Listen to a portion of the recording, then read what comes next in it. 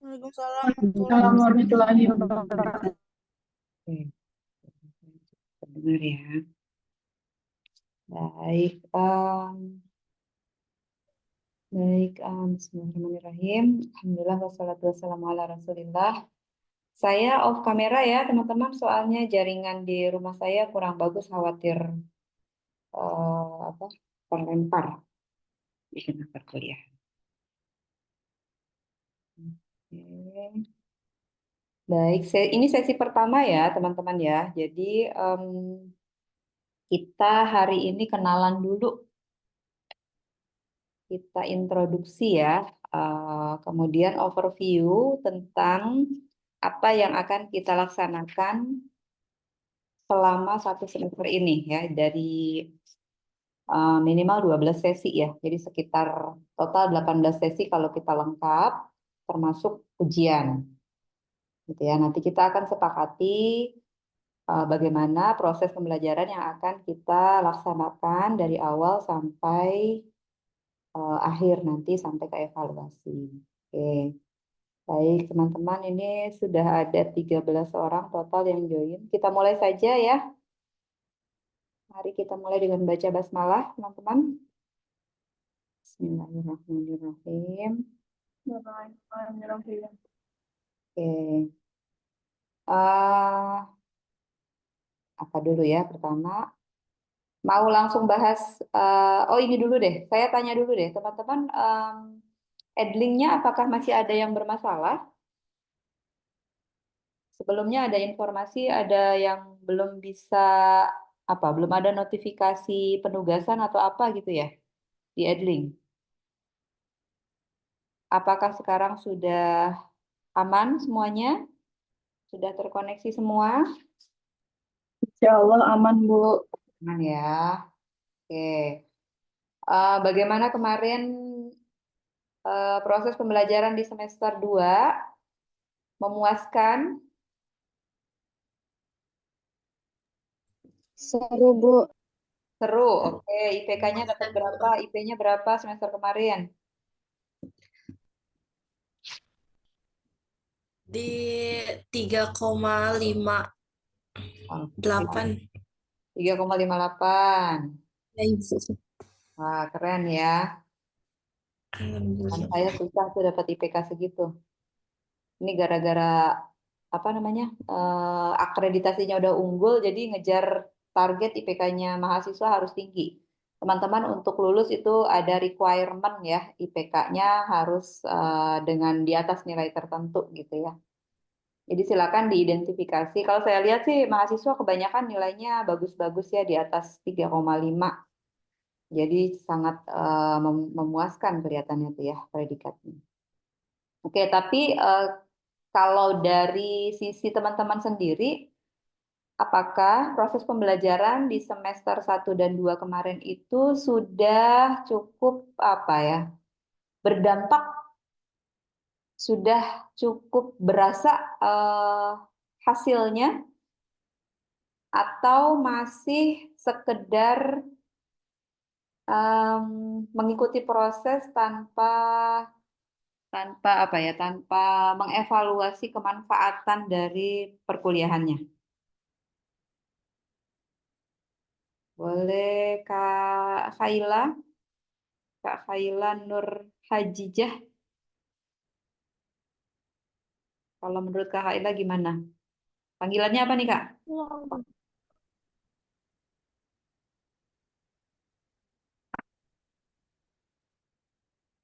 Kak Khaila panggilannya apa? Untuk perkuliahan panggilannya kayak aja, Ibu. Panggilannya apa, sorry? Kal. Hai. Oke. Jadi gimana jawabannya? Untuk semester yang lalu ya, Ibu, Mm-mm. agak lumayan sih berdampak, Bu. Perubahan apa yang berasa? Perubahan kan dari semester 1 ke semester 2 tuh agak, gimana ya, lumayan kerasa aja nih. Kayak pas semester 1 kita jarang online. jarang offline, terus tiba-tiba ke online, terus jadwal itu emang udah bener-bener padat, lumayan meras energi juga ya. Untuk pembelajarannya sudah lumayan agak berat nih untuk sini-sini. Oh, kalau di awal masih enteng-enteng, asik-asik aja gitu ya, Kak? Sekarang makin berat. Iya, lumayan. Berarti requirement dari dosennya itu mulai kasih standar tinggi gitu. Iya, Ibu. Oke. Tapi sejauh ini masih bisa diikuti, Kak? Masih. Oke, Alhamdulillah. Ibu. Oke deh. Nah, teman-teman ada yang sudah pernah ketemu sama saya sebelumnya? Ada yang ikutan semesta? Saya. Nah, kita berarti kemarin udah ketemu ya di acaranya semesta ya? Iya, Iya, Bu. Bu. Oke, ada beberapa orang kelihatannya ya. Nah, kalau yang udah ketemu sama saya di semesta itu boleh cerita kemarin kita ngapain aja biar teman-temannya juga terekspos ya. Oh, tapi ini mata kuliahnya untuk dasar konsep dasar kesehatan reproduksi ya. Baik, berarti Edling aman, kemudian proses pembelajaran sejauh ini aman. Ada yang berasa, aduh saya kayaknya enggak deh jurusannya Kesmas gitu. Mau pindah jurusan gitu, ada nggak yang kayak gitu? Atau, Ada, Bu. oh ada, Kak Puji. Iya. Ya, Cuman kenapa? kalau awal awal awal semester sih, Bu, karena kan emang saya ngejar kalau nggak gizi saya mau ambil tekpang. Cuman lama-kelamaan karena apa ya? Ngerasa udah udah setahun gitu jadi walaupun kerasa pengen pindah tapi ya udah gitu dijalanin aja. Jadi adaptasi gitu ya, Kak? Iya, masih beradaptasi walaupun udah setahun tapi ya udahlah, nggak apa-apa. Udah jodohnya di Kesmas berarti. Oh gitu, biar nggak sia-sia gitu ya setahunnya ya. Lanjutin aja. Iya. Baik, kenapa kenapa pengennya tekpang sama gizi? Karena eh, kalau tekpang sama gizi itu kayak apa ya, Bu, menurut saya jurusannya unik karena terkait kalau tekpang itu kan terkait tentang makanan terus habis itu dan teknologi juga gitu, Bu. Jadi menurut saya itu unik dan pertama kali dengar juga. Jadi penasaran apa aja yang dipelajarin di sana gitu. Hmm, Kalau buat gizi karena apa ya? Kalau gizi nggak ada yang spesifik sih, Bu, kayak ya udah pengen nyoba aja gitu. pengen tahu Masuk di aja situ. ke kontennya itu Iya, seperti apa aja gitu ya. Pengen mendalami gitu. iya, Oke, iya betul. oke. Sebenarnya kalau di Kesmas ada juga tuh peminatan namanya tapi Gizi Kesehatan Masyarakat ya GKM. Iya, Gitu kan? Jadi mungkin kamu bisa mengarahkan ke sana atau karena ada persyaratan peminatan itu dibuka harus berapa berapa jumlah mahasiswanya, berarti arahkan risetnya ke sana, Kak. Jadi masih memungkinkan Kak Puji atau teman-teman yang lain kalau tertarik dengan eh, apa bidang tertentu gitu ya.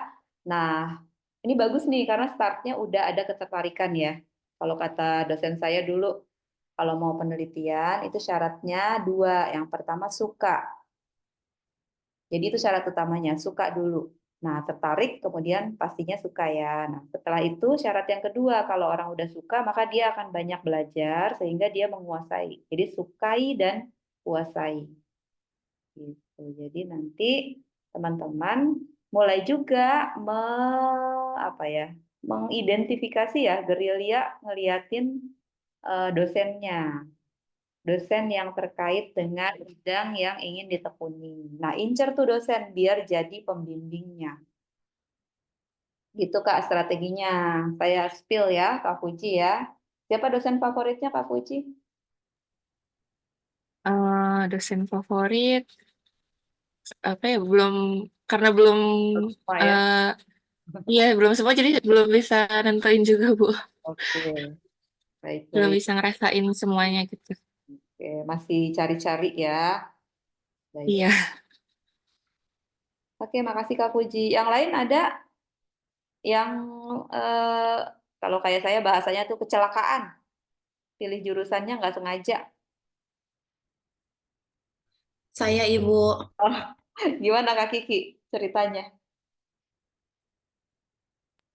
Sama kayak Puji, aku juga emang awalnya tuh mau ngambil di pertanian. Hmm. Cuman kata kakak aku, kan di kota aku kan maksudnya masuk wilayah perkotaan gitu kan, jadi jarang ada lahan Nggak cukup yang buat bertani kosong. gitu ya. Iya. Terus akhirnya kakakku rekomendasiin, beda masuk Kesmas aja, biar sama kayak teteh aku gitu. Oh, berarti Cuman teteh emang sama Kesmas juga. enggak sih, teteh aku perawat. Oh, perawat. Oke, Hmm. tapi sama-sama di tenaga kesehatan maksudnya berarti ya. Ya, emang akunya nggak bisa nyuntik, takut darah juga Ibu. Oh, takut darah. Oh, sama kayak saya. Oke. Kesmas aman lah ya, nggak ngurusin darah ya, nggak ngurusin luka. Oke, sejauh ini terus gimana? Masih pengen ganti jurusan?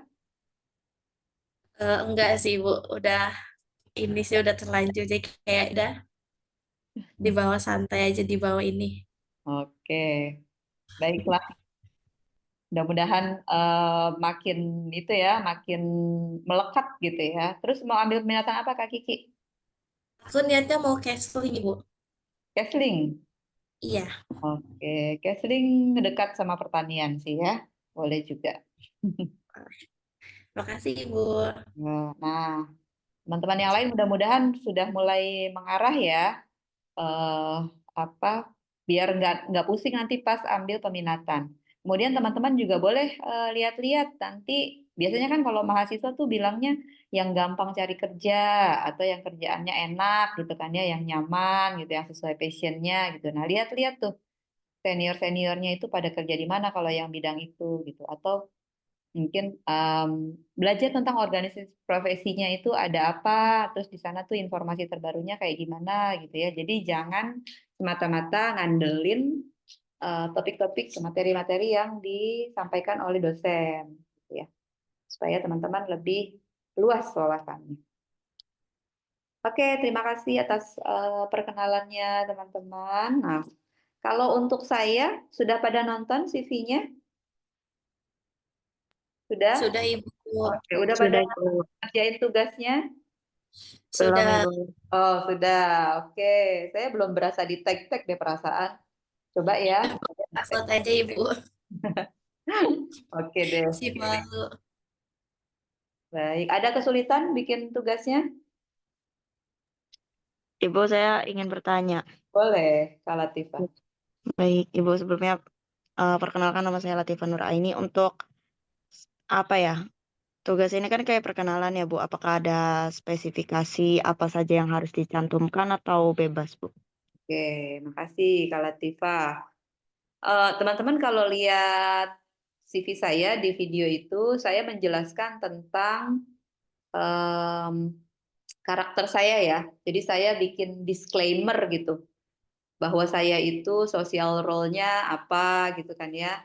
Kemudian saya mengidentifikasi diri saya setelah diukur ya menggunakan instrumen tertentu ya, metode tertentu, itu saya seorang feeling. Ada yang pernah tes Stephen di kelas ini? Belum. Aku pernah, Bu, dari Oh, Ibu. dari mana, sorry? Ibu yang ngajak, aku lupa juga tempatnya di mana. Oh, terus udah dites. Hasilnya? Thinking thinking apa gitu, Bu? Oh, Thinking thinking introvert atau introvert apa atau gitu. extrovert? Iya, introvert aku. Thinking introvert. Sertifikatnya masih Iya, Kak? Masih nyimpan kurang tahu, Bu. sertifikat nggak? Ada dapat sertifikatnya. Nah, di belakang sertifikat ada penjelasannya tuh ya. Iya, Nah, udah dibaca semua belum? pernah baca tapi sekarang udah lupa, udah lama itu soalnya. Nanti dicek lagi. Sayang, itu kan tesnya mahal ya, Kak? Iya. Iya, itu anak-anak TK sekarang udah pada dites Stephen loh. Jadi ini, Oh. iya, teman-teman saya yang anaknya masih TK, bahkan ada yang 3 tahun. Kemarin ada klien saya tuh anaknya 3 tahun, anaknya tidur-tidur dites juga gitu. Ibunya kepo banget sama sama mesin kecerdasan anaknya. gitu. Tapi sebenarnya sih kalau menurut saya itu penting ya buat kita mengidentifikasi diri kita tuh seperti apa gitu ya, supaya kita nggak salah jadi menentukan arah hidup kita. Nah, teman-teman ketika membuat profil diri itu bebas sih isinya. Cuma kalau yang saya contohkan seperti itu supaya saya bisa kasih gambaran ke orang-orang karakteristik saya itu seperti apa sifatnya gitu. Walaupun di situ nggak jelas lengkap ya. Dia bisa kenali dari sekilas. Nanti dia kalau kalau kepo ya dia tinggal perus ya, tinggal meneruskan cari-cari lagi informasi ya ke sosial media atau nanya-nanya langsung, ngajak diskusi dan lain-lain gitu. Nah, itu ada beberapa karakteristik diri sendiri, tapi kalau ada yang nyaman untuk disampaikan, kalau ada yang nggak suka menyampaikan ya nggak apa-apa, terbatas gitu ya. Misalnya informasi umum aja, biodata seperti resume biodata singkat gitu ya. Kemudian yang saya minta itu yang belakang itu adalah harapan atau kekhawatiran. Nah, ini terkait dengan tadi tuh yang Kak Latifa bilang saya introvert. Ternyata sama dengan saya. Kak Latifa feeling introvert, Kak Latifa thinking introvert ya, saya feeling introvert. Jadi kita sama-sama introvert. Nah, introvert di Stephen itu konsepnya beda dengan di psikologi. Orang introvert itu untuk menurut konsep Stephen itu adalah orang yang saya tayangkan aja deh, bentar. Orang yang apa namanya?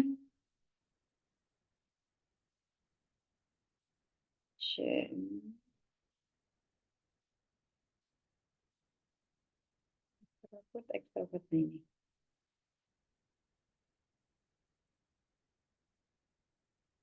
Drive kecerdasan. Jadi dorongannya ketika dia bergerak itu sumber stimulusnya kalau orang introvert itu dari dalam. Falsafah hidupnya itu diancam. Tapi diancam oleh sesuatu atau seseorang yang dia in touch gitu ya. Dia sayang banget misalnya. Orang yang kalau di bahasa komunikasi kesehatan itu significant other. Jadi orang yang sangat berarti buat dia. Kalau diancam oleh orang lain yang tidak berarti, itu dia nggak peduli. Nah, terus cara memotivasinya ditantang. Jadi dia tertantang sendiri. Gitu. Beda dengan orang ekstrovert. Nah, ancaman. Jadi orang introvert itu bergerak karena kekhawatiran. Makanya saya tanya, kalian itu, kalau kalian yang introvert, kalian perlu mengidentifikasi apa sih kekhawatiran saya. Gitu. Supaya bisa bergerak. Karena kalau orang introvert itu dia tidak merasa terancam, maka dia tidak akan bergerak. Sebaliknya orang ekstrovert, dia harus punya iming-iming. Dia harus cari surga, dia harus tahu targetnya apa. Dia harus tahu kesenangannya apa, kesukaannya apa, baru dia kejar gitu. Jadi orang ekstrovert ini kelihatannya ambisius ya. Orang introvert ini kelihatannya tidak ambisius, tapi dia bergerak dan tidak bisa berhenti ketika dia sudah ingin bergerak. Tidak bisa dihentikan oleh apapun. Gitu. Kalau ekstrovert ini dia karena stimulusnya itu dari luar ya dia terpengaruh oleh lingkungan gitu. Kalau orang introvert ini dia tidak terlalu terpengaruh oleh lingkungan, dia sendiri yang menentukan. Gitu. Nah, contohnya seperti itu. Jadi kenapa saya minta teman-teman mengidentifikasi harapan dan kekhawatiran. Untuk teman-teman yang belum dites Stephen, berarti kan belum tahu tuh saya introvert atau ekstrovert gitu ya. Nah, teman-teman bisa bikin dua-duanya. Atau kalau teman-teman merasa saya khawatir aja deh, ya udah boleh pilih salah satu. Gitu. Jadi bebas isinya ya. Durasinya juga bebas, bentuknya juga bebas. Itu penugasannya. Ada lagi yang ingin ditanyakan? Ibu, saya ingin bertanya lagi, tapi ini di luar penugasan. Oke, silakan. Mengenai pribadi seseorang kan ada tes-tesnya kayak tadi gitu ya, Bu. Kira-kira kemungkinan nggak kalau misalnya hasil yang dia tes dulu sama yang dia tes sekarang itu berbeda? Oke, baiklah. Kita lanjutkan ya. Terima kasih sebelumnya, Ibu. Iya. Kita langsung masuk ke sini aja deh kalau gitu. Sambil menjawab, kita akan sampai ke situ. Oke, jadi hari ini kita akan diskusi tentang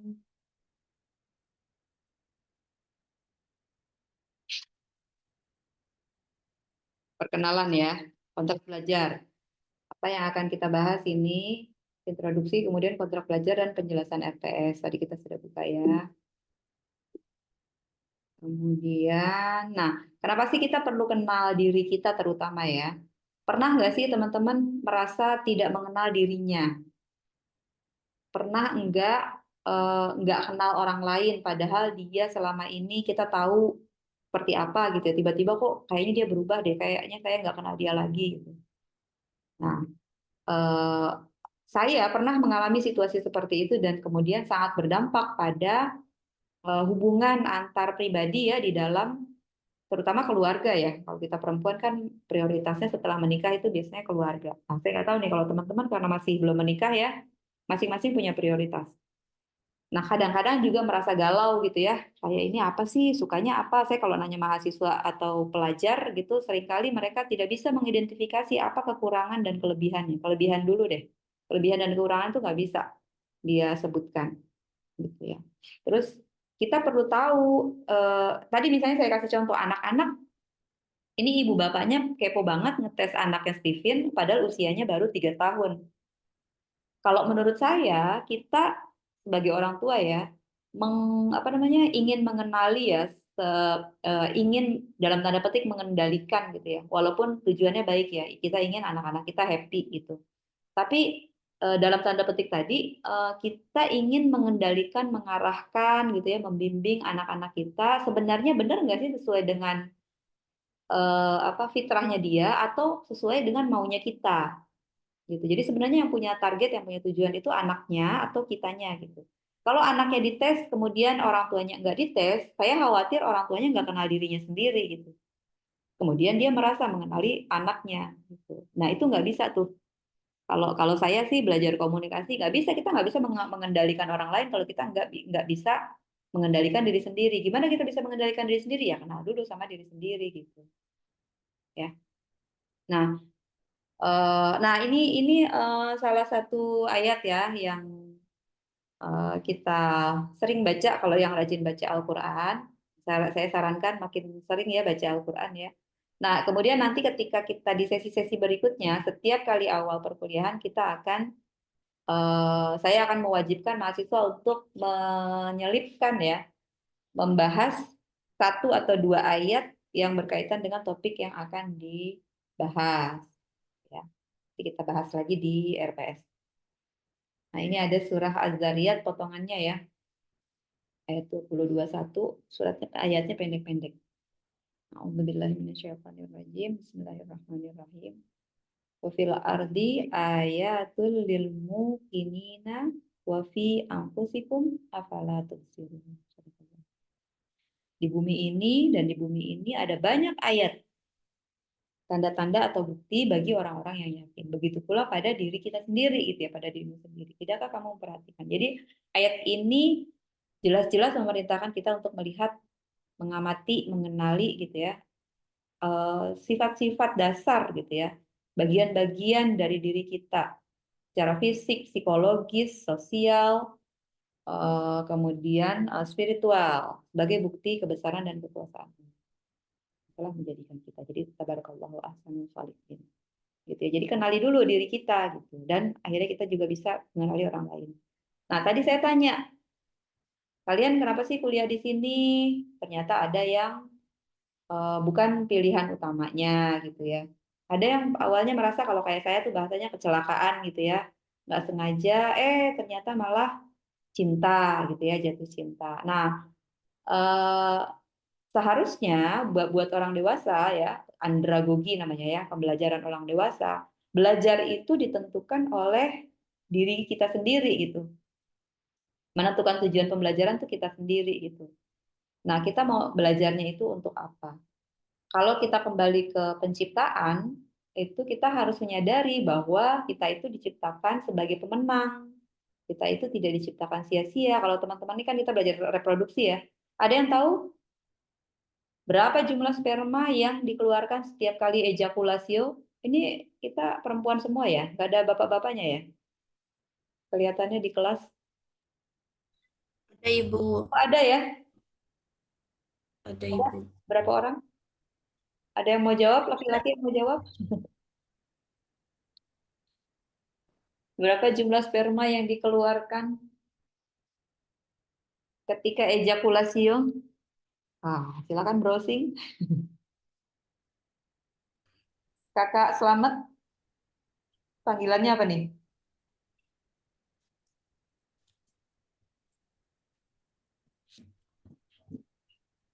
Selamat Boy Tete Sairun. Orang mana nih ya? Bisa unmute?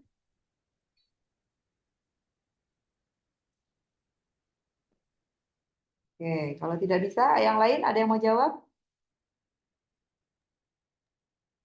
Maaf, Bu. Saya Bu. Oke, Kak Selamat, silakan.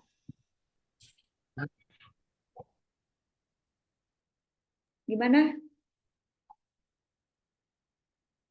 Eh, sekiranya 15 sampai 120 sperma per milimeter air mani.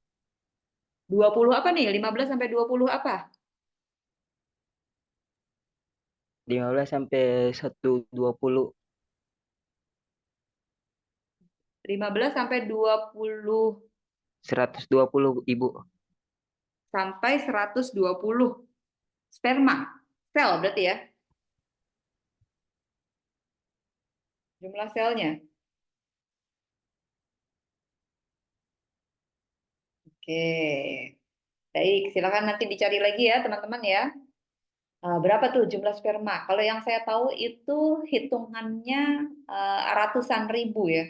Jadi 15 sampai 20 itu bukan jumlah selnya tapi 15 15 itu kan per mililiter dia bilang tadi ya, per mililiter. Tapi kalau untuk ejakulasio pasti dia jumlah jumlah cairan sperma yang dikeluarkan itu lebih dari 1 mililiter ya. Saya nggak tahu nih ada risetnya yang yang eh, lebih akurat karena itu berkembang ya, pengetahuan itu berkembang.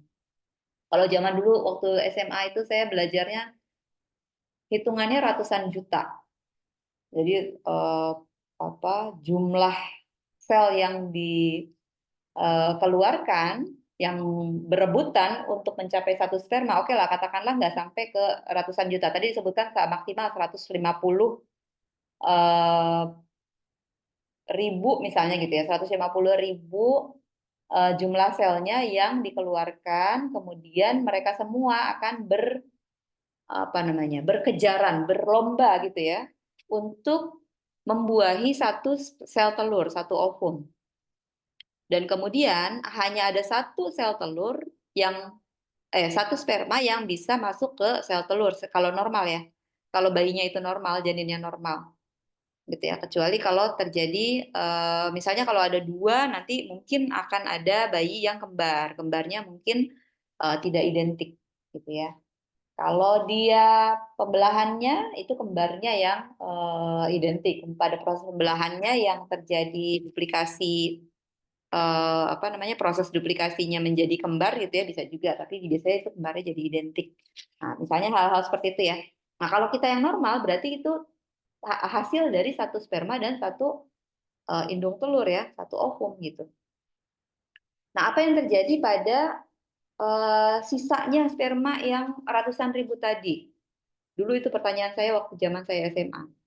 Guru biologi saya jawab, yang terjadi adalah sel yang lain itu lisis ya, autolisis.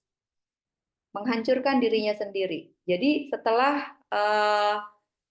satu sperma tadi yang menang itu tadi masuk membuahi ovum, maka akan keluar hormon yang memberitahu ya, menginformasikan untuk sel yang lain, sel sperma yang lain itu autolisis. Sehingga dia akan menyerahkan dirinya gitu ya. Dirinya itu dihancurkan, bagian-bagian yang masih bisa dipakai itu diberikan kepada tubuh kita untuk diserap. Akan menjadi makanan untuk janin yang nanti akan tumbuh. Yang tidak bisa dipakai akan dikeluarkan, diekskresikan, gitu.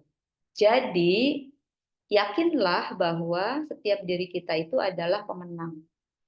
Nah, kita juga tidak diciptakan sia-sia. Jadi kita bawa misi nih. Kemarin itu pekan yang lalu saya bersama Bu Dewi, Kaprodinya S2, itu saya bantu Bu Dewi untuk melakukan pengumpulan data ya, riset tentang kepada orang dengan HIV ODIF ya di salah satu puskesmas. Nah, di situ tuh kemudian kita bikin grup tuh orang dengan HIV itu ada sekitar 30-an orang. Kemudian kita diskusi di situ dan salah satu yang saya lempar ke grup itu pertanyaannya adalah kenapa kita masih hidup? Kenapa kita masih diberi nafas sampai saat ini, sampai hari ini? Kalau guru saya bilangnya ada 3 sebabnya. Yang pertama, karena jatah rezeki kita masih ada. Yang kedua, karena kalau ada dosa yang pernah kita lakukan, ada maksiat yang pernah kita lakukan, maka kita masih dibukakan pintu taubat. Makanya kita masih diberi nafas. Nah, satu lagi adalah karena kita masih belum menyelesaikan misi. Nah, karena misinya belum selesai. Gitu ya. Jadi ada tujuan nih penciptaan kita. Teman-teman perlu tahu tujuan penciptaan kita ini apa. Nah, itu kemudian kalau yang di CV saya itu namanya social role. Social role saya adalah edu motivator. Saya menentukan. Misi saya adalah memotivasi orang untuk proses pendidikannya, untuk proses pembelajarannya. Gitu. Jadi saya akan pergi kemana-mana untuk memberikan motivasi ya, menggerakkan orang untuk terus belajar. Gitu. Belajar apapun, tergantung dari tema yang dibahas. Jadi kesana kemari saya ya itu yang saya lakukan, edu motivator. Nah teman-teman silakan tentukan social role-nya apa, supaya kita memastikan diri kita tidak diciptakan sia-sia.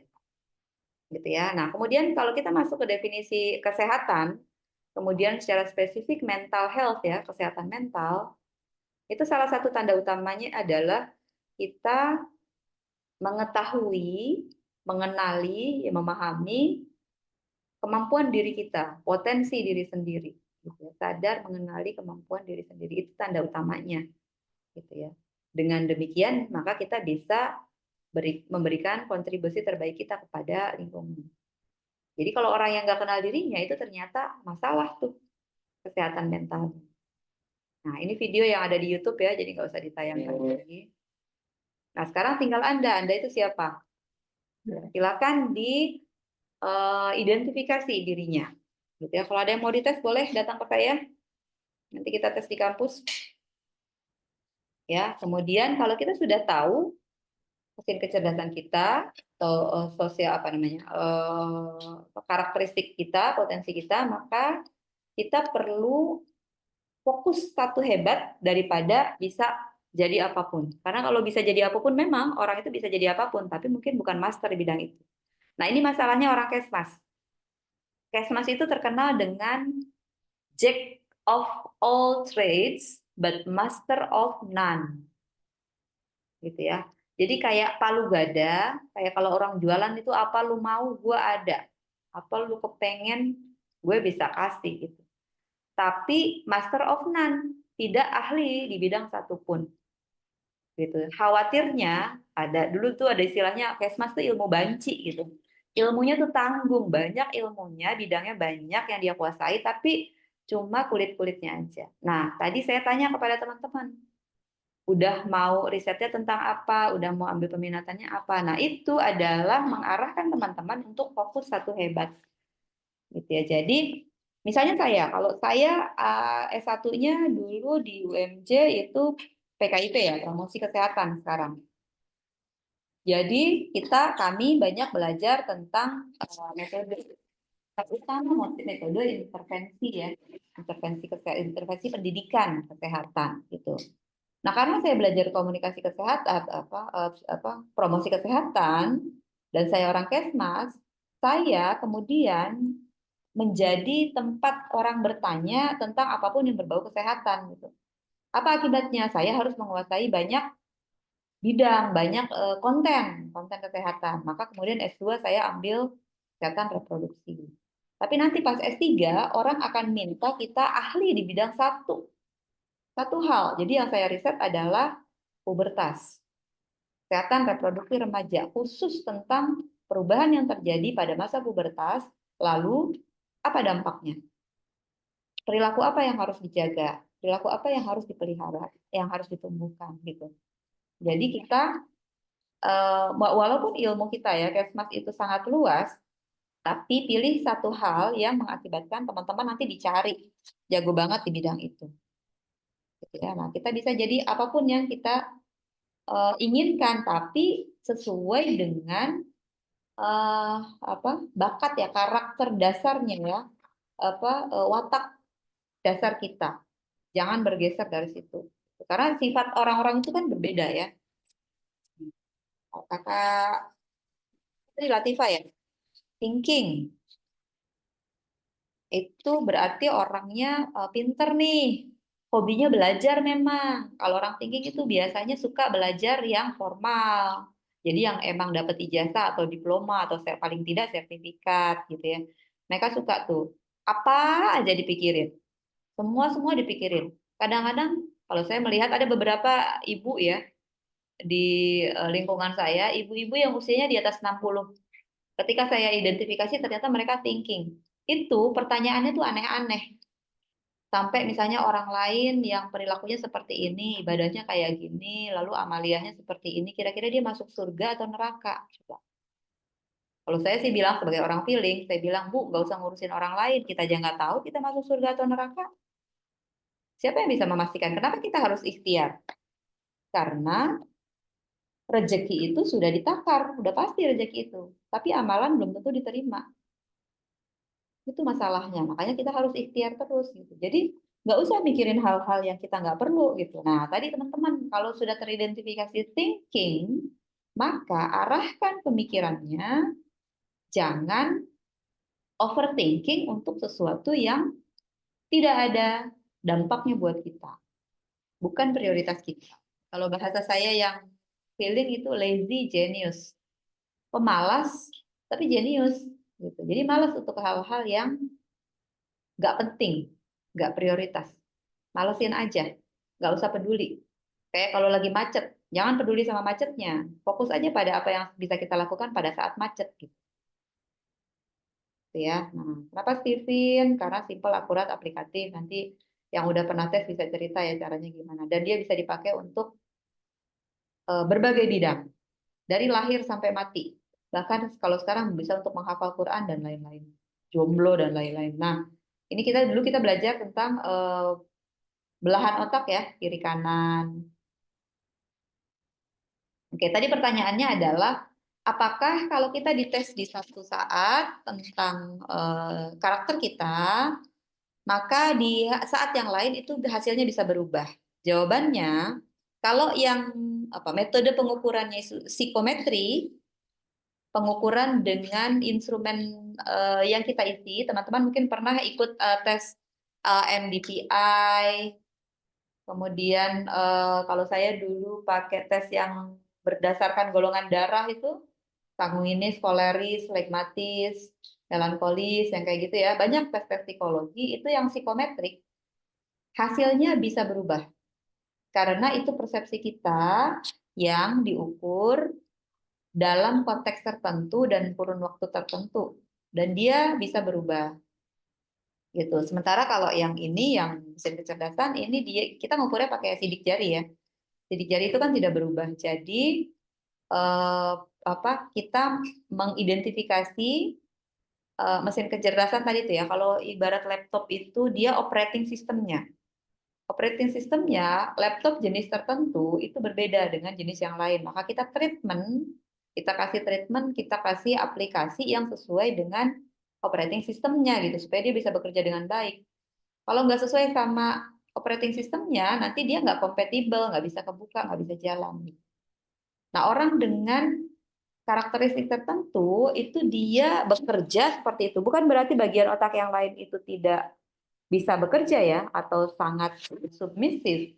Tetapi kalau ibarat orang Islam itu kalau sedang pergi safar ya, bertiga, itu kan hadisnya gitu ya. Kalau kamu pergi bertiga, maka pilihlah satu orang yang menjadi pemimpin di antara kamu.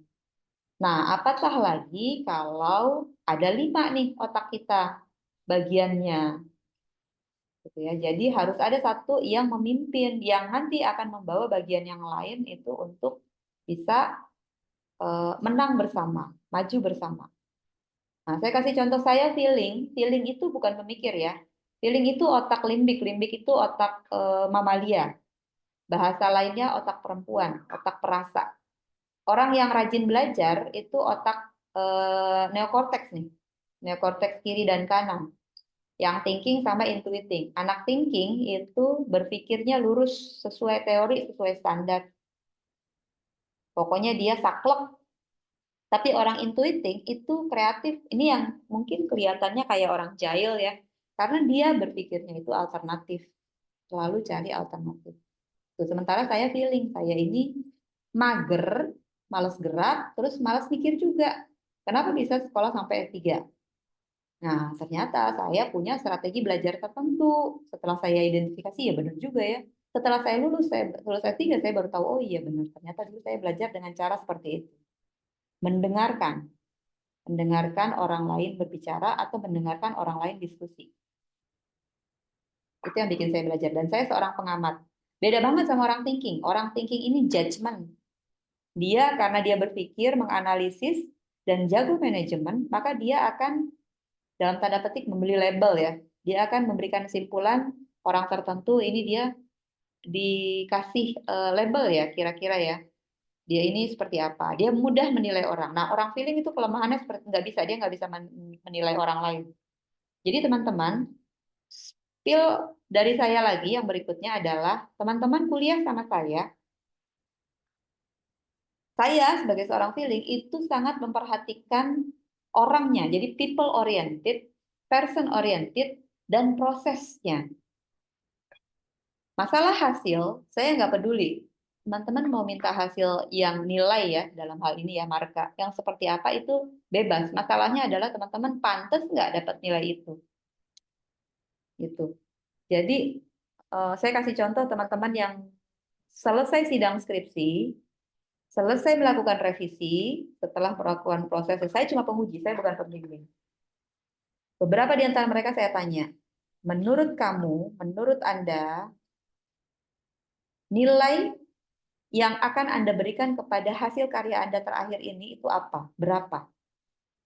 Mahasiswa itu kebanyakan, hampir semua, tidak bisa menjawab dengan jelas. Jawabannya itu muter-muter.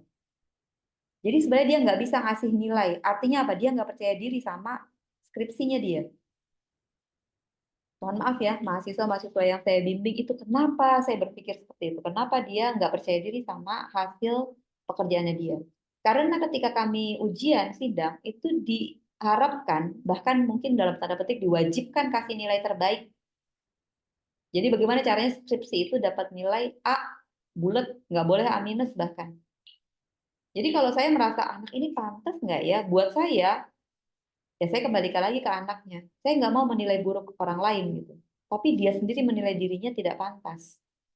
Gitu. Nah, saya tidak ingin anak-anak saya, mahasiswa saya, teman-teman ya, saya inginnya kalian tuh menang banyak di setiap sesi perkuliahan kita. Gitu. Ya, jadi upayakan kita efisien ya, nggak usah terlalu lama misalnya, tapi menang banyak nih dapat kemanfaatan yang luar biasa. Dan setiap sesi kemudian mengakibatkan perubahan-perubahan kecil yang berdampak besar, ya. Oke, jadi jawabannya tadi Kak bisa berubah kalau ukurannya pakai psikometrik. Tapi kalau ukuran yang kita contohnya seperti ini ya, menggunakan sidik jari itu insya Allah tidak berubah. Walaupun akurasinya tidak bisa 100% juga. Tetap ada toleransi error 5% kira-kira. Gitu ya. Oke, terjawab. Sampai sini ada yang ingin ditanyakan dulu? Ada yang ingin ditanyakan lagi?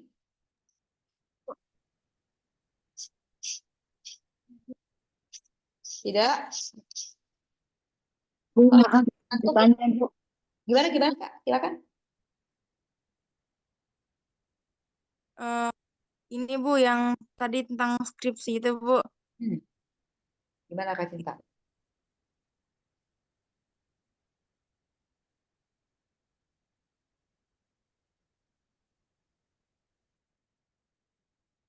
Gimana? Itu apa namanya? Kan tadi yang seperti yang Ibu sampaikan kalau misalnya ditanyain eh yang cocok untuk kita, kitanya harus pede ya Bu jawabnya.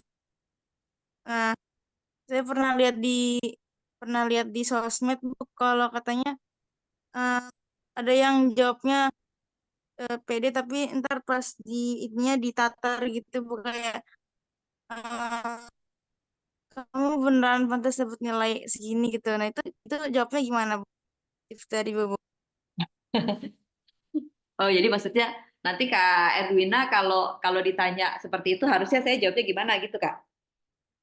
Gitu. Ya.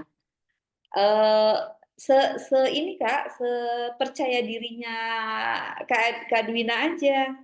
Jadi gini, kalau mahasiswa itu menjalani prosesnya dengan sebaik-baiknya ketika dia melakukan skripsi ya, melakukan pengumpulan data, analisis data gitu ya, proses bimbingannya juga aman.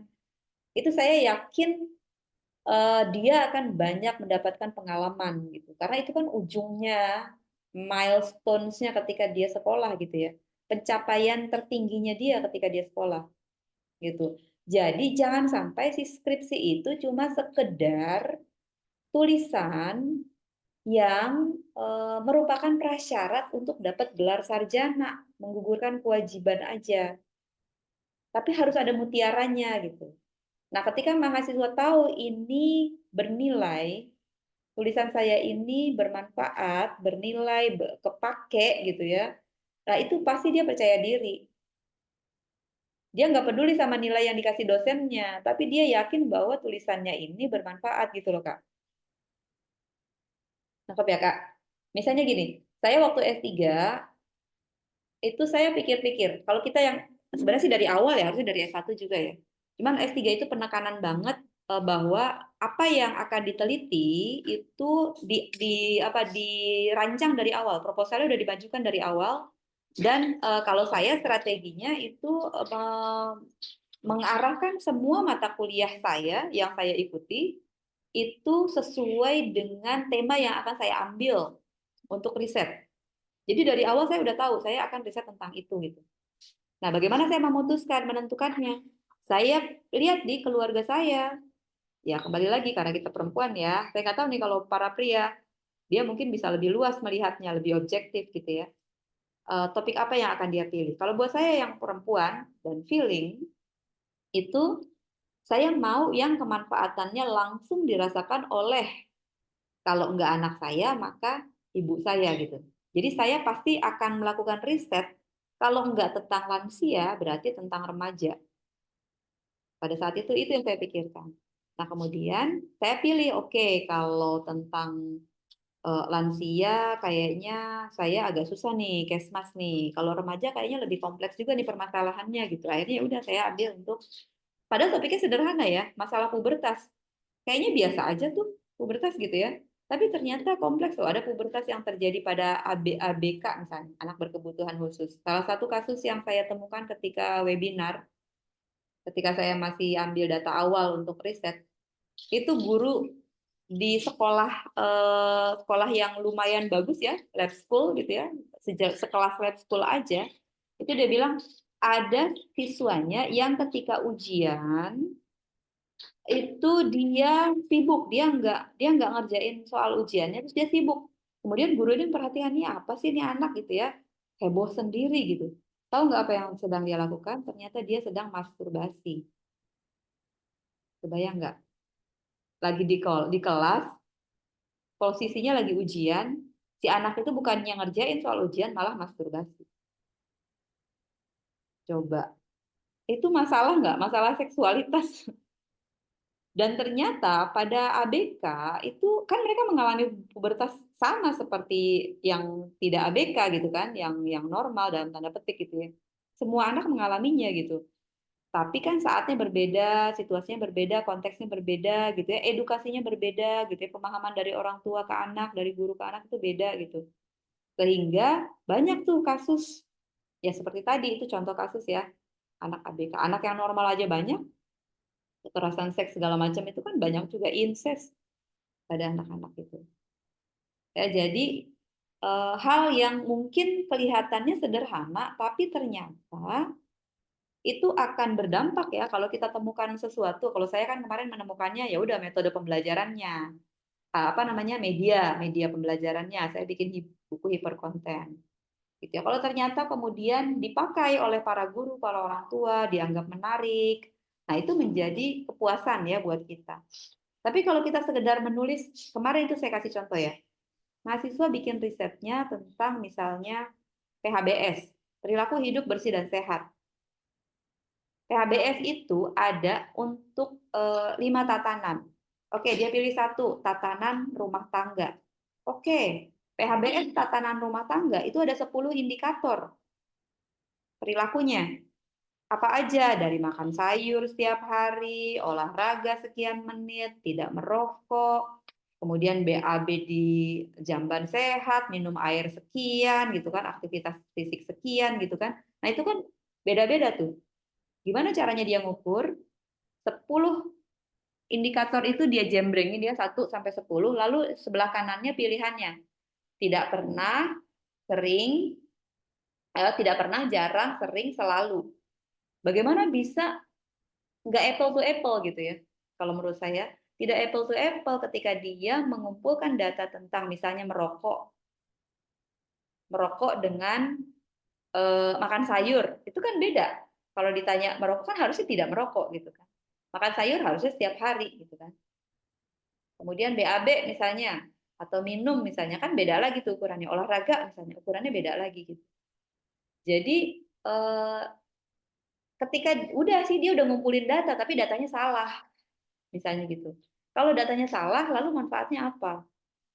Kemudian dia lakukanlah apa namanya? Analisis statistika gini gitu gitu. Saya bilang lah, orang instrumennya aja udah salah. Masalahnya adalah ketika dia udah sidang, itu udah seolah-olah udah nggak bisa dibenerin lagi ya.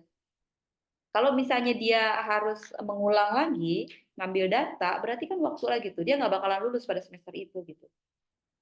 Nah itu tuh contoh seperti itu. Jadi apa manfaatnya itu riset? Kalau dari apa namanya instrumennya aja udah salah, cara pengumpulan datanya aja udah salah. Contohnya seperti itu ya. Maka please teman-teman belajarnya serius. Nggak usah repot-repot, nggak usah susah-susah sampai 10 perilaku. Pilih aja 1 perilaku. Ini saya sayangnya adalah mahasiswa Kesmas hampir semuanya melakukan riset perilaku tanpa mempelajari betul-betul teori-teori perilaku. Teori perilaku itu pasti diajarin, harusnya, mestinya diajarin. Walaupun cuma 1, 2, atau 3 teori perilaku, pasti diajarin itu di dasar promosi kesehatan misalnya. Karena itu teori dasarnya untuk promosi kesehatan, tujuannya emang untuk perubahan perilaku gitu. Anak K3, anak counseling, anak gizi, coba anak K3, perilaku penggunaan APD, anak counseling, perilaku pengelolaan sampah, perilaku buang sampah, perilaku semua tuh. Gitu. Jadi 1 variabel aja yang kamu sukai, yang kalian sukai. Masalahnya nanti mau ambil determinan yang lain silakan, yang relevan aja sesuai teorinya. Gitu. Tapi kalian akan jago banget di bidang itu. Gitu Kak Alia. Ya, jadi kamu nanti bisa jawab dengan percaya diri. Oke, sudah siap? Lanjut. Ada lagi yang mau ditanyakan? Informasikan ke saya kalau udah ngantuk ya. Udah pada sholat Isya ya? Udah, Bu. Oke, biar nanti langsung bobo. Cantik. Nah, ini kita masuk ke kontak belajar. Sekali lagi saya akan tegaskan bahwa tujuan pembelajaran itu ada di RPS sebenarnya ya. RPS itu sudah ada di Edling. Pas saya buka itu sudah ada. Berarti saya ikuti aja. Saya nggak bikin RPS baru. Cuma kita sepakati di sini bahwa tujuan pembelajaran secara pribadi itu Anda yang menentukan ya guys. Kalian sendiri. Cuma kita akan berbagi peran saya sebagai dosen dan peran Anda sebagai mahasiswa. Ya, saya ingat nih ada Ustadz yang bilang tuh majelis di dunia ini cuma ada dua ya, majelis rezeki dan majelis ilmu. Lainnya itu nggak ada. Lainnya itu cuma permainan. Jadi upayakan kita akan masuk di salah satu dari majelis di sini ya, rezeki atau ilmu. Gitu. Kalau mau lain-lain, nggak apa-apa sih jalan-jalan, misalnya main-main ya nggak apa-apa. Perlu juga kita refreshing gitu ya, tapi sesuai dengan kapasitasnya. Bahkan pada saat kita tidur, kita apa namanya bermain, itu juga bisa jadi ilmu kalau kita mengamati dengan baik. Kemudian ingat bahwa setiap kali kita memulai, tadi ya kita baca basmalah, belum apa namanya belajar, kita minta ilmu yang bermanfaat kan ya. Allahumma apa? Allahumma inni as'aluka ilman nafi'a gitu kan ya. Ilmu yang bermanfaat. Kemudian Allahumma inni a'udzubika min ilmin la yanfa. Terlindung dari ilmu yang tidak bermanfaat. Gitu ya. Jadi jauh-jauh lah dari ilmu yang nggak ada manfaatnya. Nah, ilmu itu, ini teman-teman yang sekolah sampai setinggi ini, ngapain sih sekolah setinggi ini? Harusnya ilmu itu menyelesaikan masalah. Bener nggak? Jangan-jangan malah nambah masalah nih. Gitu ya. Jadi selesaikan masalah sehari-hari, masalah-masalah kecil. Gitu ya. Jangan menunda-nunda misalnya gitu ya. Nanti dia akan numpuk tuh. Jadi masalah baru yang lebih besar misalnya. Ada sesuatu yang harus dikerjakan, ya udah kerjakan aja semampu kita. Oke, tadi sudah drive kecerdasan, jadi tinggal dieksekusi ya.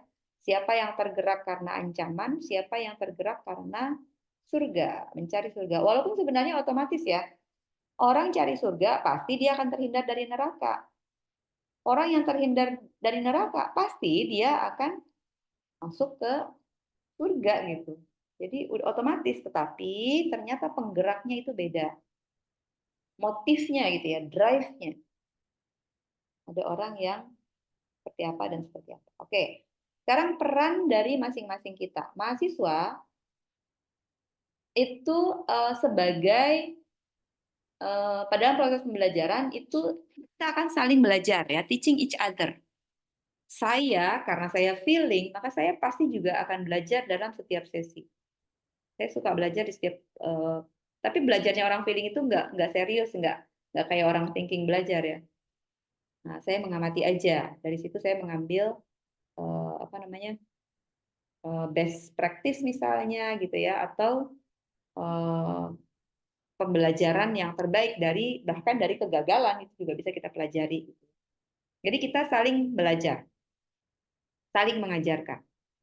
Kemudian siapa yang akan menjadi mentor dan coach untuk siapa, gitu ya. Tadi karena saya udah tahu diri saya dan salah satu mahasiswa tadi misalnya yang thinking itu kalau di konsepnya Stephen sirkulasi Stephen itu feeling itu adalah coach terbaik feeling itu adalah mentor terbaik untuk thinking misalnya gitu.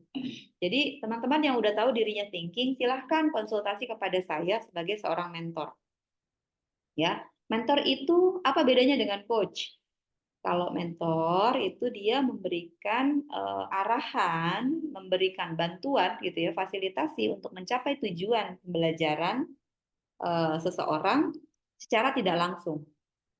Jadi nggak perlu dibimbing terus-terusan. Kalau coach itu dia akan membimbing terus-terusan. Nah, seorang thinking itu coach yang terbaiknya adalah seorang sensing, gitu ya, yang mendukung dia. Nah, nanti cari nih siapa yang kalau dites ternyata dia adalah sensing misalnya tadi ya. Itu kita bisa saling menjadi mentor dan coach untuk orang lain. Kita udah sama-sama dewasa nih masalahnya, jadi kita sejajar. Kemudian saya yang bawah sebagai dosen itu akan berusaha menjadi resources linker. Kalau ada bagian konten yang saya tidak kuasai dan muncul di dalam pembahasan diskusi kita, maka saya akan mencari resources yang lain. Demikian pula kalau Anda ya teman-teman itu menemukan orang lain atau sumber belajar yang lain yang teman-teman rasa penting banget ya untuk kita bahas di kelas kita, silakan diajukan. Mumpung RPS-nya belum kita sepakati. Jadi RPS yang ditayangkan di Edling itu masih boleh berubah sesuai dengan keinginannya teman-teman. Tapi tidak boleh lama-lama, perubahannya itu harus saya terima sebelum sesi kedua pekan depan. Gitu ya. Jadi saya akan menerima masukan, tetapi dalam beberapa hari ini aja ya, 5 atau 6 hari ini. Silakan mengajukan saran. Nah, ini kalau yang sudah dites tadi apa thinking ya, Kak? Industri yang cocok kesehatan, oke lah. Karena kesehatan itu memerlukan apa? Berkaitan dengan kesejahteraan dan nyawa orang gitu ya. Jadi harus presisi gitu ya, harus akurat, harus sesuai standar gitu. Nah, ini cocok untuk orang thinking. Nah, buat saya yang feeling, saya cocok nih di promosi, kemudian hal-hal yang berhubungan dengan masyarakat ya. Jadi public health itu cocok banget sama saya, komunikasi gitu ya. Oke, terima kasih. Ada yang ingin disampaikan sejauh ini?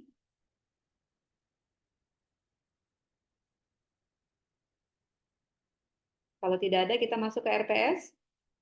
Boleh? Itu nggak ada ininya ya, Bu. Nggak ada tes-tes online di Google gitu ya, Bu. Kayak tes MBTI, tes kepribadian gitu ya, Bu. Beda, Kak. Karena tesnya ini dia langsung namanya biometrik. Mengukur tanda yang ada di dalam tubuh ya, di dalam badan kita. Jadi dia ambil sidik jari, Kak. Sidik jari kita itu memanifestasikan, merupakan manifestasi dari sistem kerja otak. Jadi alur-alur yang ada di sidik jari itu kan ada titik, kemudian ada garis yang tidak putus-putus. Itu yang dihitung tuh, yang dilihat polanya. Dari 10 jari akan ada 1 jari yang dominan, yang itu menunjukkan bagian otak dominan kita. Gitu. Jadi yang diukur itu yang dilihat pola sidik jarinya. Kalau psikometrik, teman-teman tinggal ngisi instrumen yang dibikin oleh psikolog. Ya, dia melakukan riset, mengamati perilaku, lalu dia bikin instrumen. Nah, instrumennya itu diisi oleh orang-orang yang kita nih, yang awam. Nanti diinterpretasi oleh psikolog. Makanya hasilnya itu bisa berbeda.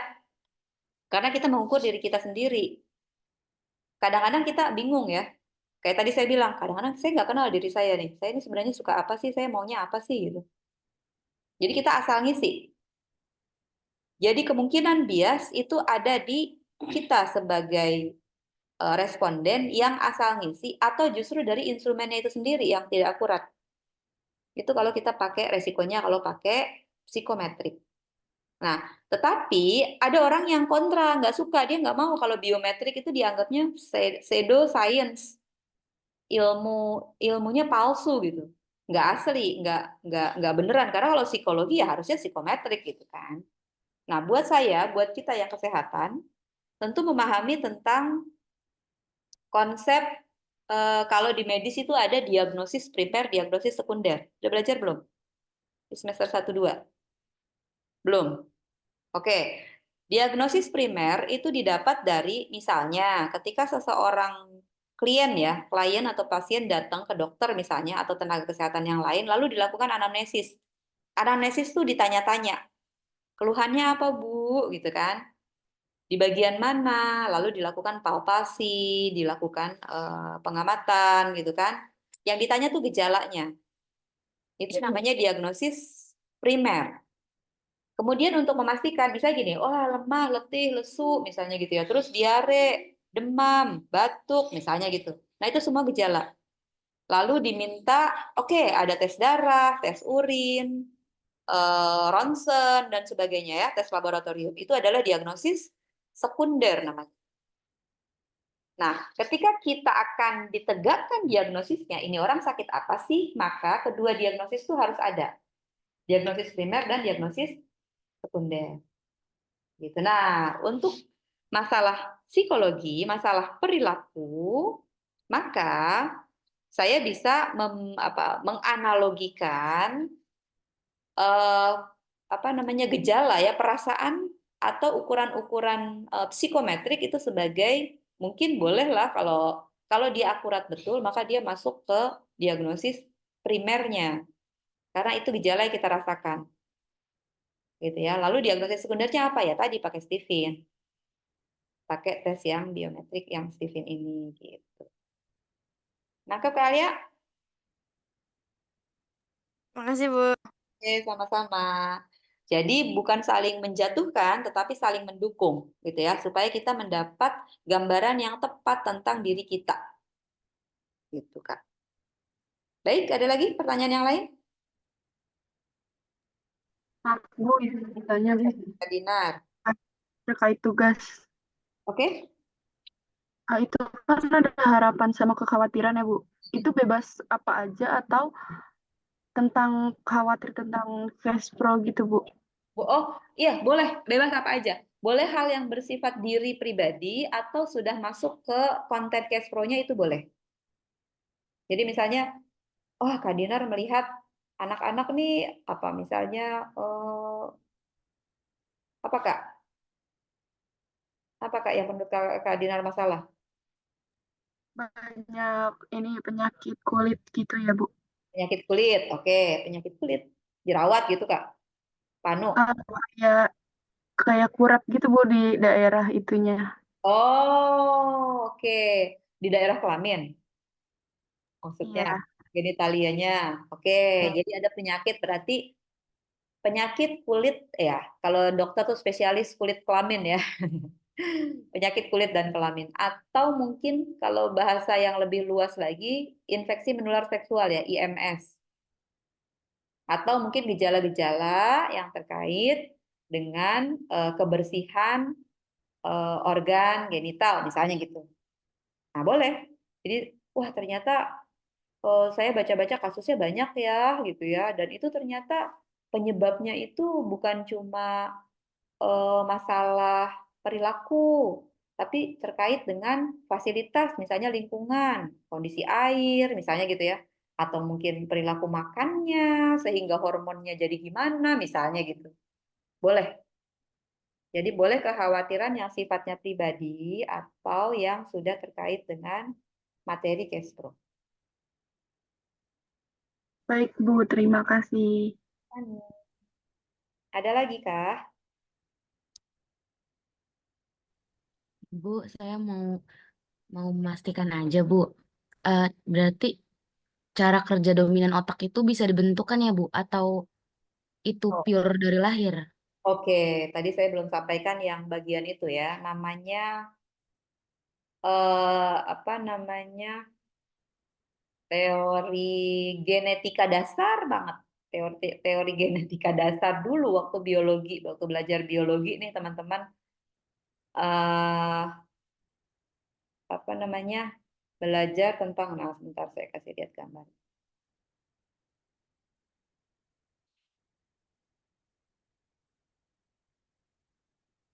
Nih ya. FGL, fenotip, genotip dan lingkungan. Ya, jadi ini teori dasar banget nih untuk apa namanya sifat ya. Fenotip itu sifat baik fisik maupun perilaku di kita, diri kita atau individu, bukan hanya manusia sebenarnya. Tapi karena kita lagi ngomongin manusia, ya kita fokus ke manusia nih sekarang. Sifat kita secara fisik dan perilaku itu merupakan gabungan dari genetik dan lingkungan. Masalahnya adalah genetik itu walaupun kecil, cuma 20% bahkan kurang, itu sifatnya tetap dari lahir tuh dia udah. Jadi sidik jari kita itu sebenarnya polanya udah ada dari lahir. Cuma makin dewasa makin tegas. Kalau masih kecil dia belum, kulitnya itu belum membentuk gitu ya. Makanya kalau di tes Stephen itu biasanya kita rekomendasikan setelah usia 2,5 tahun gitu. Nah, yang paling besar pengaruhnya adalah lingkungan. Tapi dia selalu berubah. Lingkungan itu dinamis. Selama orang itu hidup. Gitu ya. Jadi permasalahannya kalau kita tidak tahu genetiknya, maka terus-terusan selamanya dia akan dipengaruhi oleh lingkungan, diombang-ambing oleh lingkungan. Namun begitu kita tahu genetik kita seperti apa tadi ya, mesin kecerdasan kita apa, maka lingkungannya kita ubah. Hindari lingkungan yang toksik. Di sini ya, kenali potensi genetik, kemudian lingkungannya dimaksimalkan untuk mengasah diri. Saya kasih contoh. Saya punya 2 orang anak laki-laki. Yang satu thinking, yang satu intuiting. Dua-duanya otak laki-laki dan emang laki-laki deh, cowok banget gitu. Itu beda banget. Yang satu itu mikirnya kan lurus tadi ya, yang thinking ya.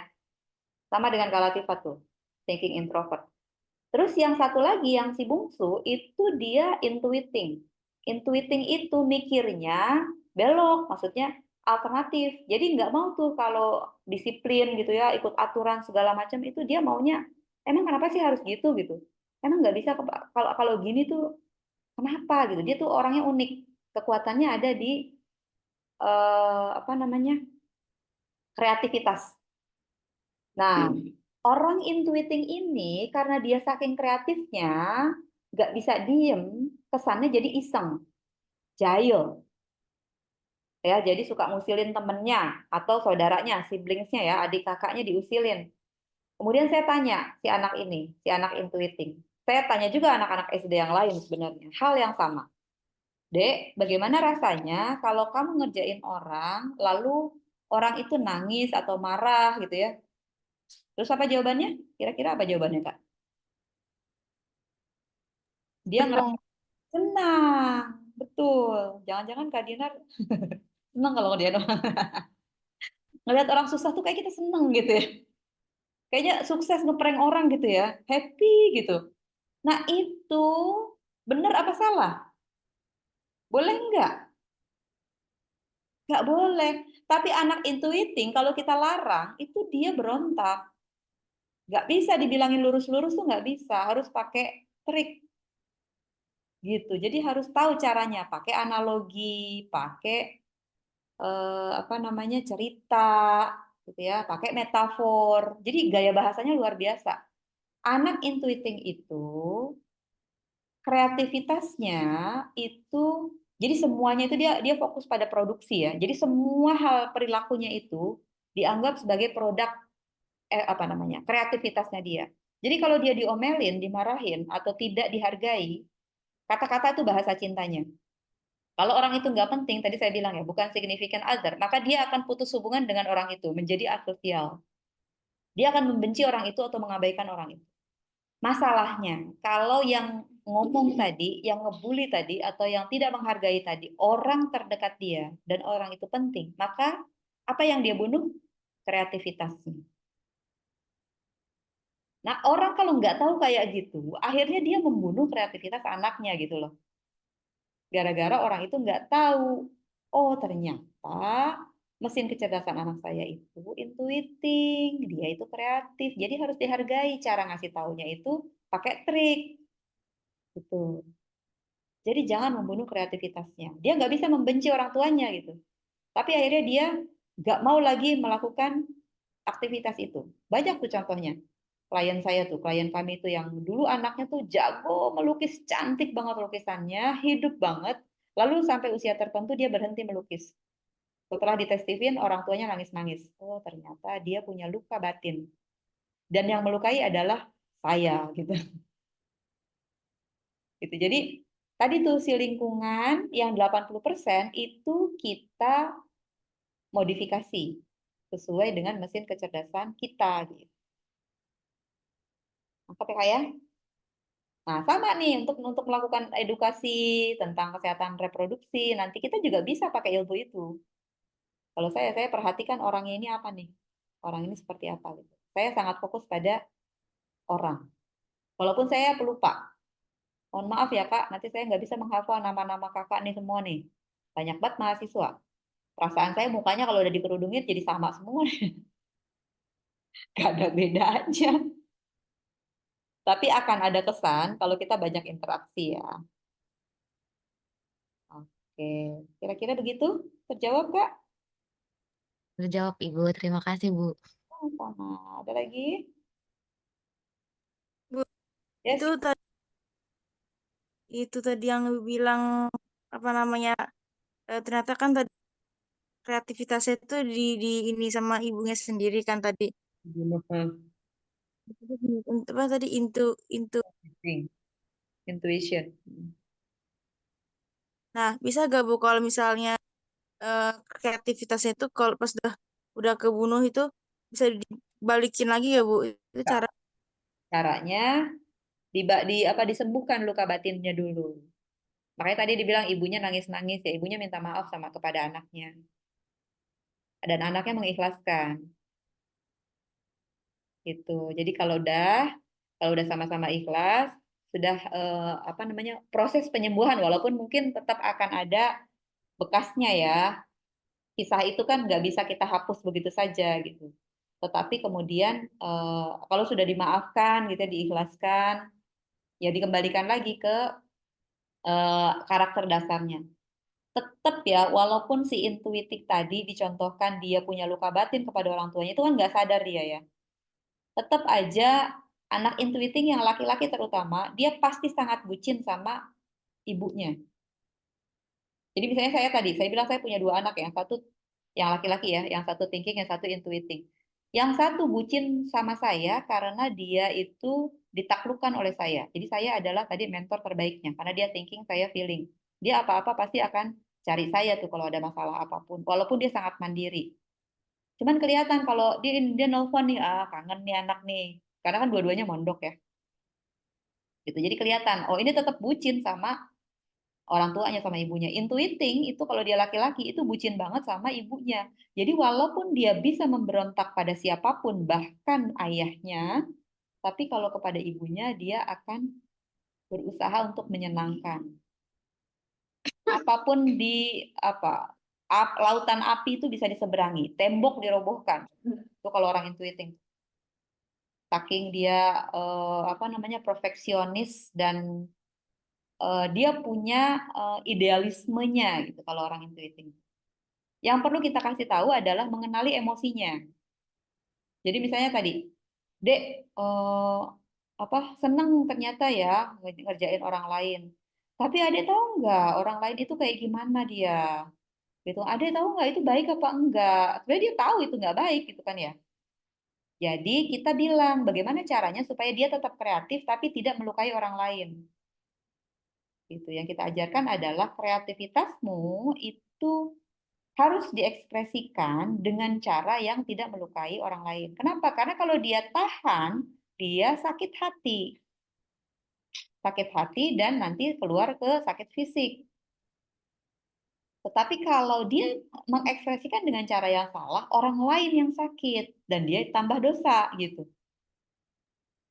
Bisa kita kasih kisah-kisah atau analogi atau metafor kepada anak intuiting. Nanti dia akan main tuh hayalannya.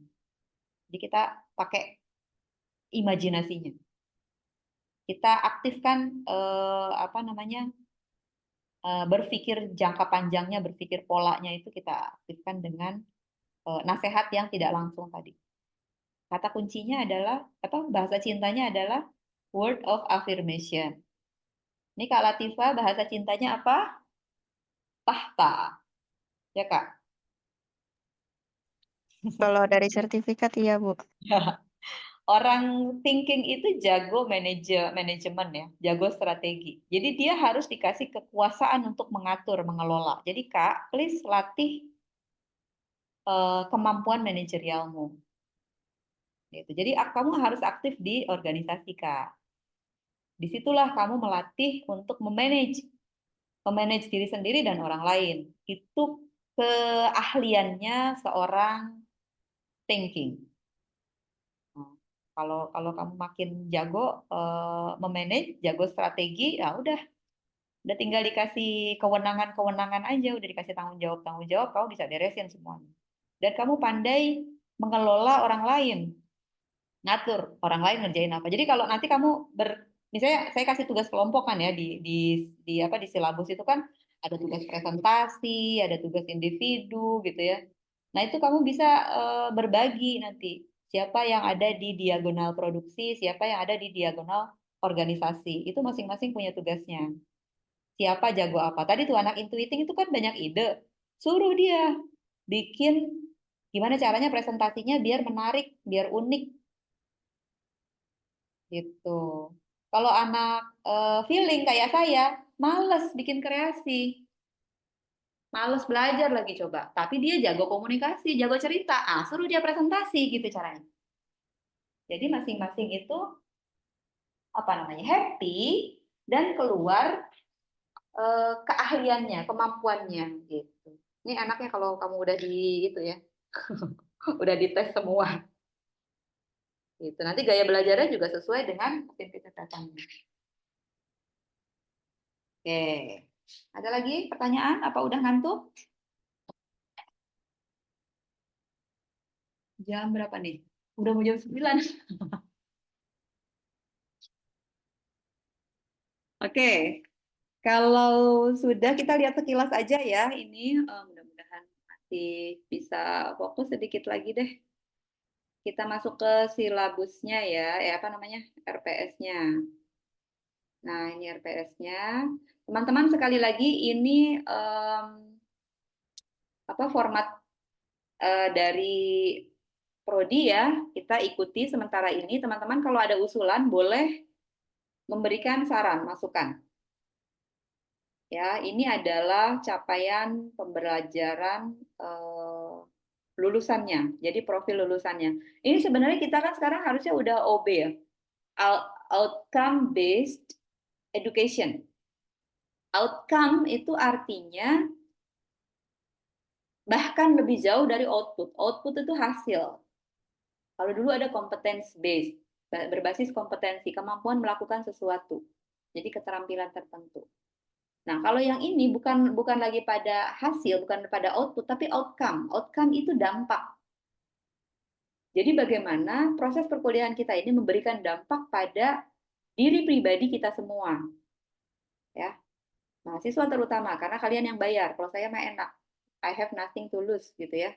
Kalau kalian udah habis waktu, habis pikiran, gitu ya, habis biaya, habis tenaga, gitu ya, maka kalian harus menang banyak.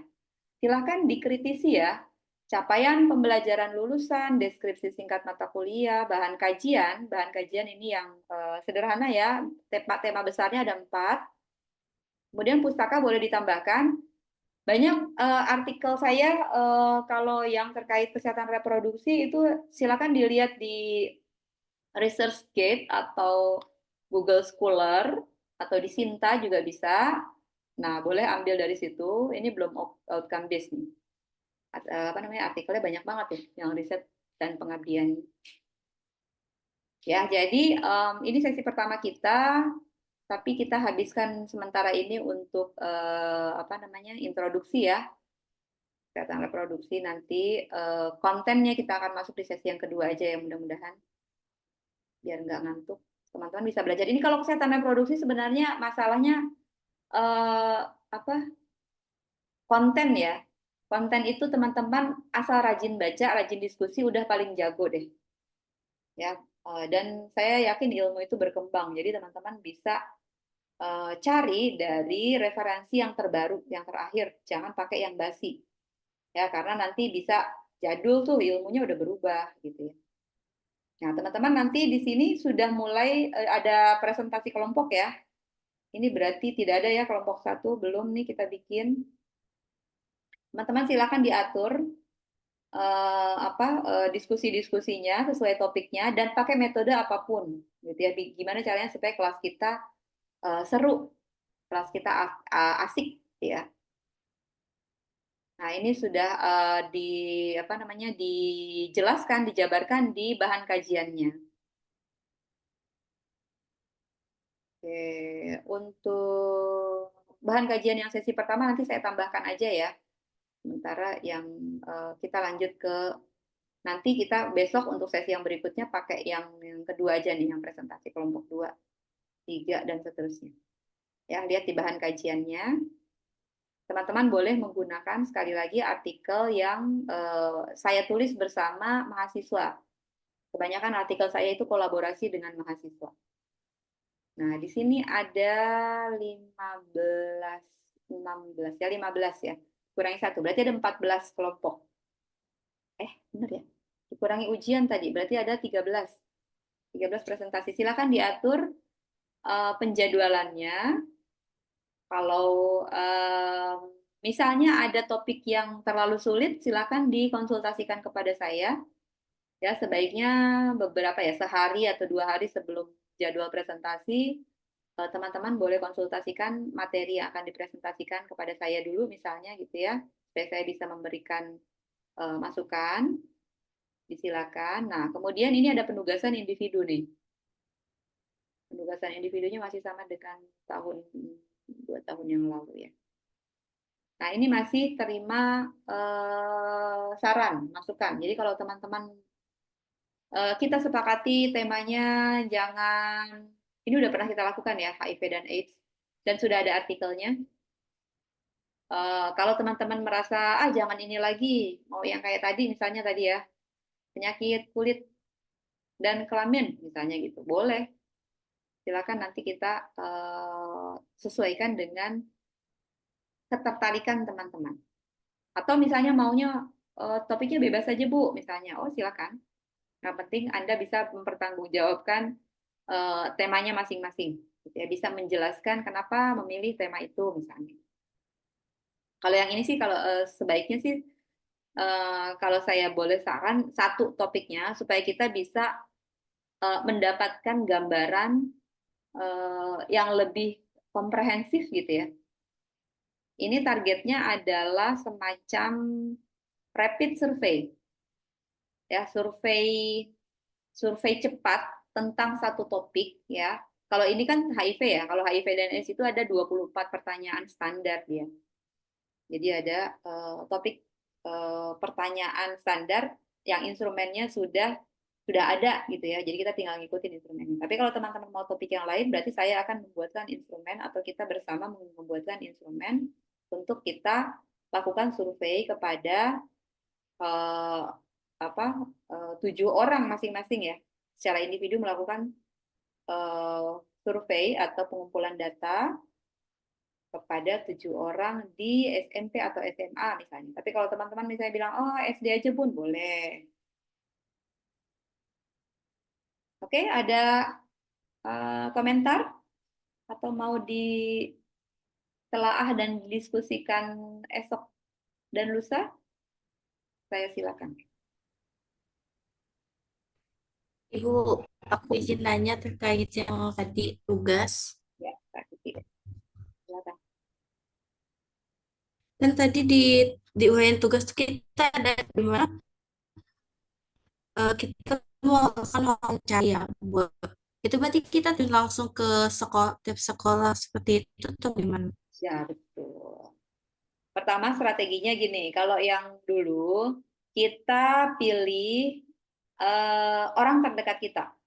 Kalau punya adik, tetangga, ponakan, sepupu yang masih di SMA atau sekolah di SMP, kalau kemarin karena topiknya itu ya. Nah, targetin mereka karena kita udah kenal, kita nggak perlu pakai inform konsennya, bisa langsung ya, mereka langsung mau tuh kan karena udah tahu ya. Kalau ke sekolahan kan kita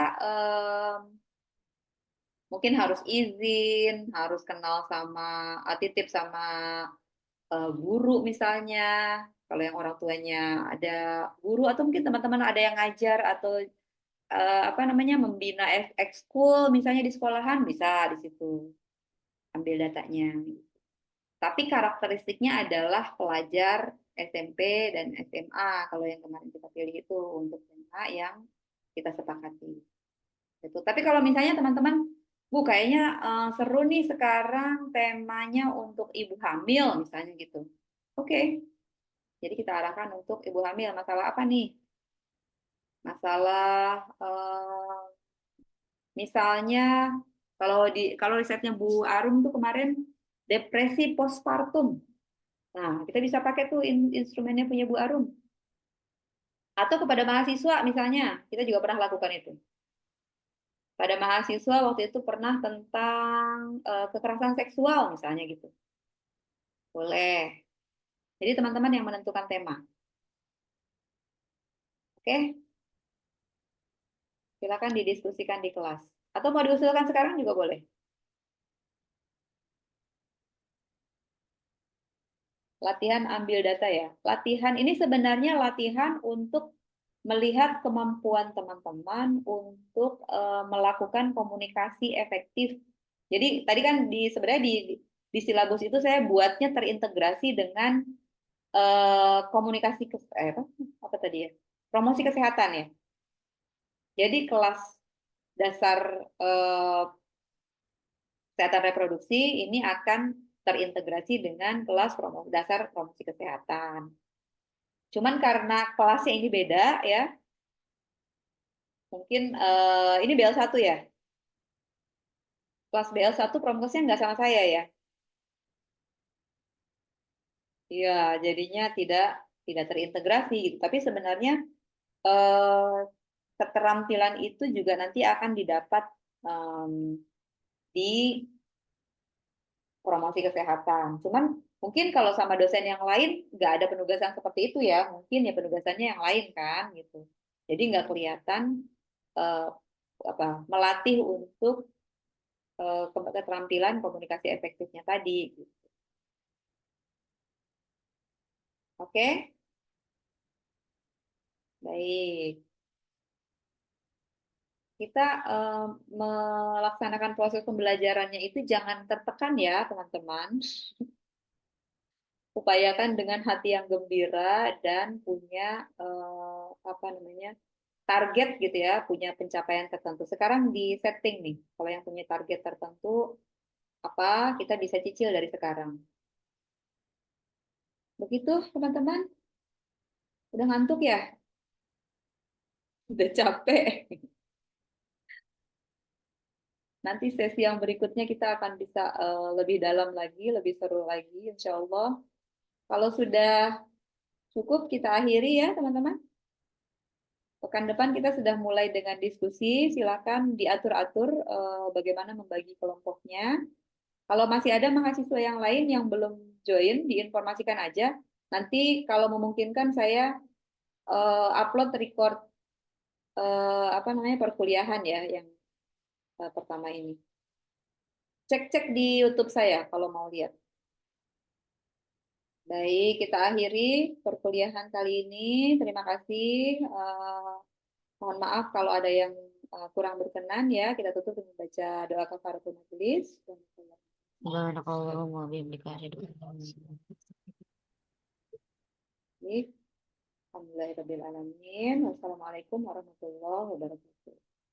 Waalaikumsalam warahmatullahi Terima kasih, wabarakatuh. Bu. Terima kasih, Bu. Terima kasih banyak Ibu.